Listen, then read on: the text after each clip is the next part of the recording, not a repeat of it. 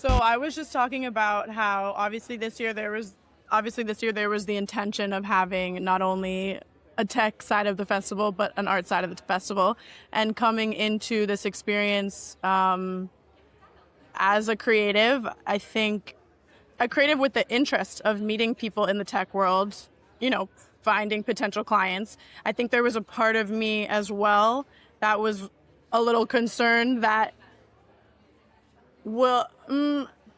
maybe I should backtrack a little bit. One of the thoughts that I have just generally attending anything that is a tech-specific event is like, okay, are they even going to give a fuck to engage with someone who maybe isn't as tech-minded? But attending this, it's become so clear to me that it is actually even so. It's not useful to have this mind of like, this is a tech person, this is a creative person, because all three of us here are people who have both sort of mindsets within us, and even the way that we think of, like, when I think of the word tech, it's really about innovation and like moving things forward. And I think as an artist, there's a lot of artists who, when they think of like the tech bro, they probably forget that side of things. Like, I don't know. I was thinking in attending this without the arts element of the event, whether I would feel I was able to connect with people as much. Yeah. Have you? It's happening right now.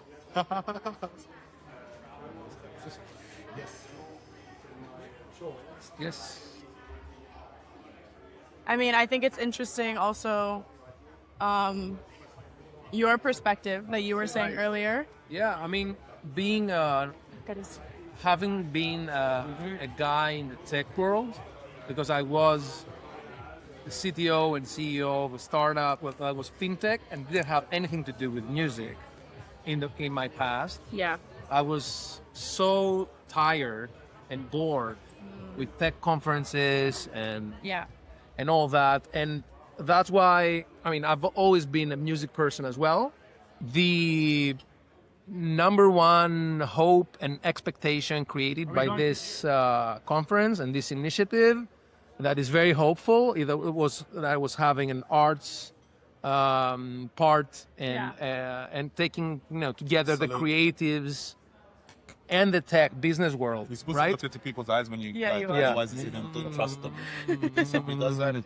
What do you say in Athens? What do you say in Greece? Yamas. Yamas. Yeah. Yamas. Cheers. Yamas. Yamas. Yeah. Not like a psychopath, Yeah. Exactly. Sorry. Okay, cool. Continue. Yeah, I mean, Meeting of the minds. right. Because you need the creatives for the ideas, the passion, the different way of looking at things, putting energy in things that matter and make our life more beautiful, right? Yeah. But then you need the doers, the people that know how technology and business works, and where the money is, right? Which is where the money is missing from the creative minds. Exactly. And you need these bridges. And having an initiative like this, which is like coined like a bridge between these two worlds, and it's very important.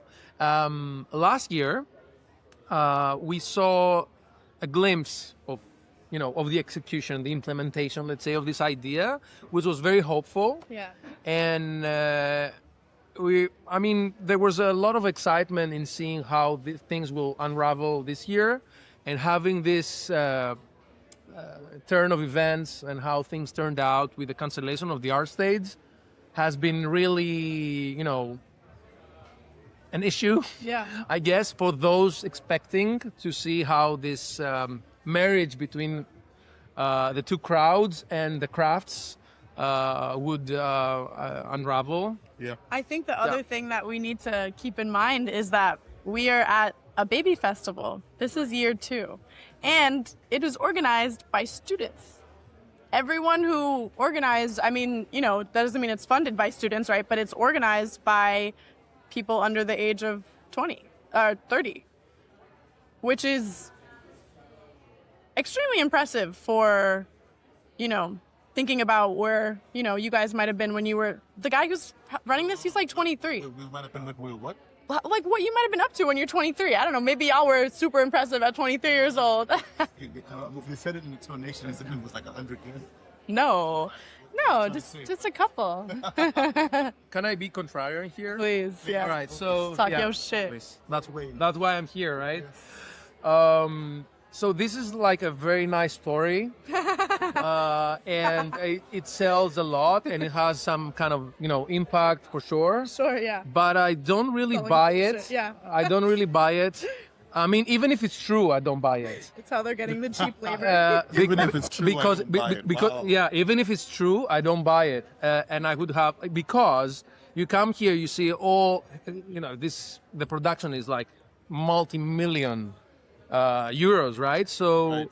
wherever money is, I there would love are like a breakdown of like your Right. but I don't want to I don't want you to divert from what you're saying. So we're gonna have to figure out how to come back to that. Yeah. Because when you say multi-millions, I just love how do you I break pocket that? Watch. How you Yeah. pocket watch. Well, we'll come back to that because that I think is just generally interesting information about how people plan a Being an successful events event, organizer and having organized events myself, or being very close to much bigger.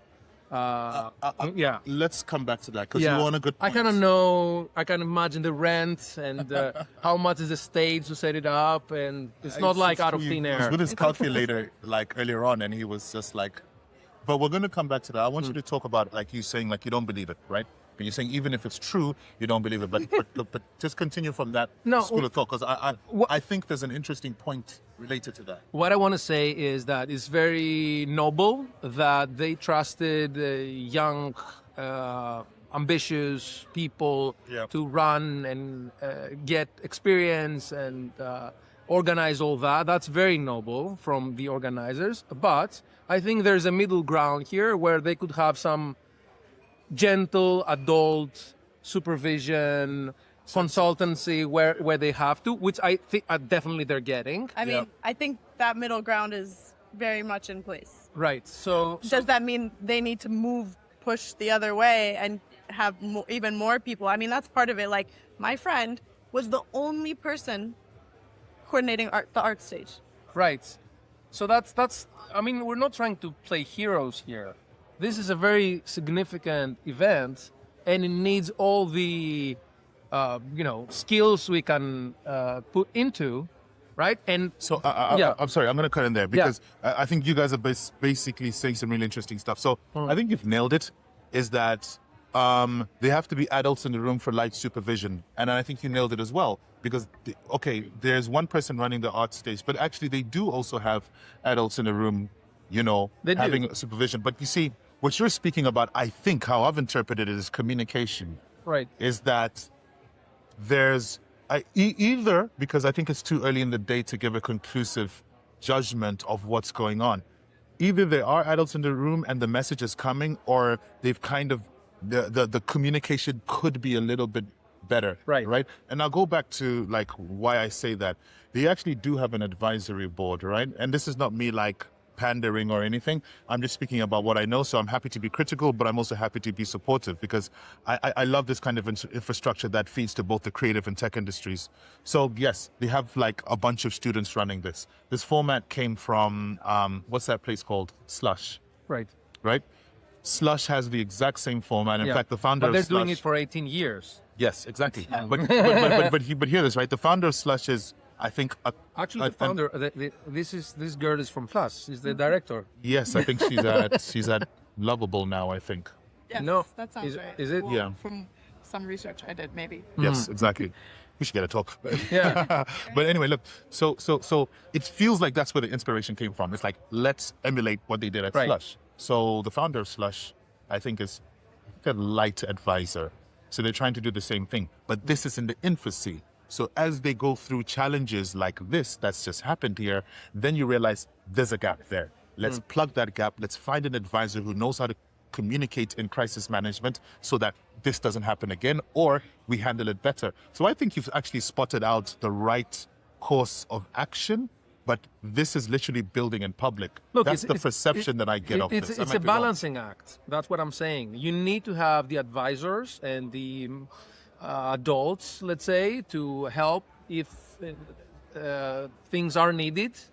and to have some kind of distance with them. So if they're not needy, they shouldn't step in. Yeah. But if you need to give active leadership advice or lead by example, this is a huge event to be just left alone, like in randomness, right? That's what I'm saying. Anyway, what happened here is twofold. One thing is the crisis that happened with the cancellation and the BTS announcement and all that. That's the one thing. But even if this hadn't happened, also, even if this is super impressive and this is amazing and it's unbelievable how they did it with just a small team, if I'm trying to be super honest, I find it as a person that has paid a ticket to come to attend the festival, a bit chaotic, the whole experience that I have been experiencing here. So I think for me, maybe as someone who this is my first time here, I'm attending because one of my, closest friends is one of the organizers and, had me come DJ. I think, so my context coming in is like, okay, let me go enjoy this thing that's happening in Greece. Why wouldn't I go to Greece? And yet I think maybe the more interesting conversation is less about the festival's specific pitfalls and more about what the ideal experience here for us would actually look like. We can, one, say that we know that having an arts component is most definitely a huge factor to that, right? Like seeing that integration happen is a huge factor. I'm curious to know if you guys have ever been to a festival that does that and does it well, that you really enjoy. So both tech and music, art blend sufficiently. Yeah. I'm thinking Sonar and the side events, but it's more like a music festival, right. with a very small tech element. Yeah, for me, I'd say South by Southwest. Of course, for sure. Yeah. I've never been to South by Southwest US, to Austin. I've been aiming to go for the last 7 years. Every year I'm like, yes, it's on the calendar. Let's go, guys. We're going to do it. Let's all go next year. Okay. Let's go. We're going to say it. Yeah, let's do it. So let's hope it's not just like tradition just to say and not go. But I went to South by Southwest London for the first time last year. Obviously, that was their first. Yeah. And it's a work in progress as well.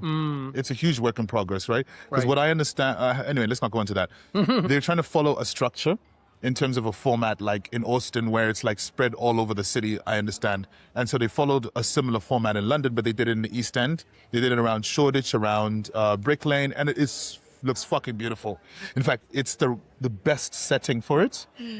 But like, there are a few hiccups. But however, they did a great job. As far as like, let's say European-based arts meets tech, I would say South by Southwest, and I know I might be missing. There's a bunch of big conferences that just have like a tinge of arts in it. I used to like head up like partnerships in a festival summit called Cults Tech, actually, up until recently.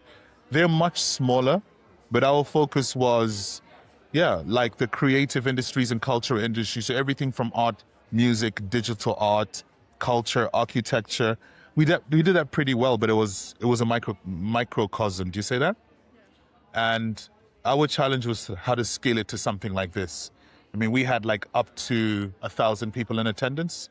So whilst that's great, it's admirable for a focused industry event, it could be bigger. I don't know. What about you? Are there any others you would say like that you've attended? No. So that's the thing that I was going to say is South by is one that I can't wait to attend. I'm new to the whole like festival conference game. I've been to Burning Man 5 times. That's a music festival. Yeah, I went with my parents for the first time when I was 19. My parents are very cool. And so I've experienced festival before, but this is interesting because it's festival meets conference. Yeah. It's called a festival, but it's the conference experience. I went to one in the US. Have you heard of Ad Color? Yes, I have. So last year, my production company produced their manifesto film. And so we attended their conference, and it was incredible. And it was really cool to be in a space. And this is actually a question I have for you. So AdColor is a group that brings together women, POC, like differently abled creatives in the advertising space. And the energy of the people in that space is so incredible. So like getting to attend was unbelievable. And, you know, as you know, conferences can be very combination of like, oh, who am I trying to network with? And oh my God, this speaker is so boring right now. Like, I need to get out of here. Or like, I'm hungry and I need to go eat. Like, whatever. Exactly. Like, it's a lot of that. So I feel like the more fun you can inject into an experience like this is incredible.